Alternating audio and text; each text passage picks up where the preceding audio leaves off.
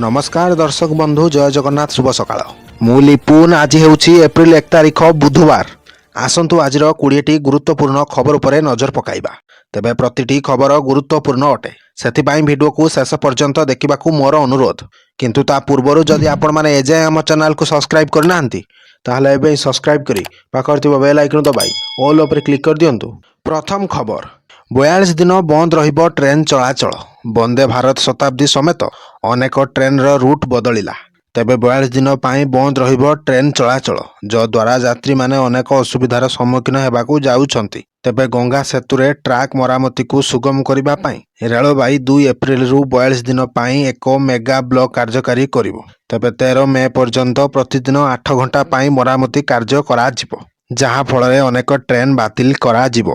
परवर्ती खबर आसीगला छुट्टी लिस्ट एप्रिल रे एते दिन बंद रहिबो स्कूल कॉलेज आ ऑफिस तेबे देखंतु हॉलिडे लिस्ट तेबे 2026-27 पाई शिक्षा वर्ष आरंभ हेबाकू जाउछि या सहित छात्र छात्री माननक पाई किछि स्वागत योग्य खबर मध्य आसीछि। एप्रिल 2026 पाई कैलेंडर छुट्टी रे भरिबाकू जाउछि।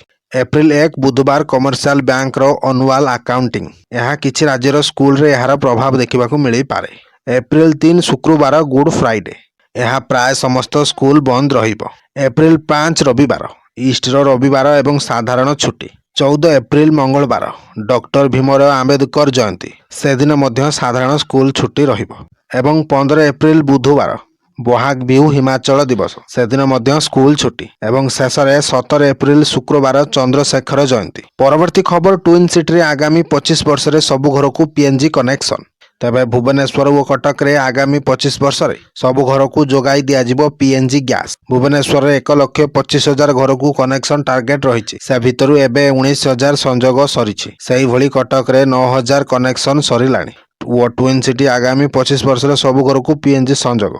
परवर्ती खबर अंत्योदयर 1 वर्ष आज आम समस्तक पाई एक गौरवर दिन आम सरकार प्रमुख जन कल्याणकारी योजना अंत्योदय गृह योजना सफलतार सह 1 वर्ष पूरण करिछि। ठीक वर्षे तले कलाहांडी माटीरू आरंभ होइतिबा एही यात्रा आज ओडिशार कोण अनुकोण रे आर्थिक अनग्रसर एवं असहायता परिवारक पाई नूतन आशार आलोक साजिछि। तेबे अंत्योदयर प्रकृत अर्थ हेउछि समाज रे शेष धाड़ी रे थिबा व्यक्तिक उत्थान एवं आम सरकार एही मूल मंत्र को पाथेय करी आश्रय सुरक्षा को सर्वोच्च प्राथमिकता देइछन्ति।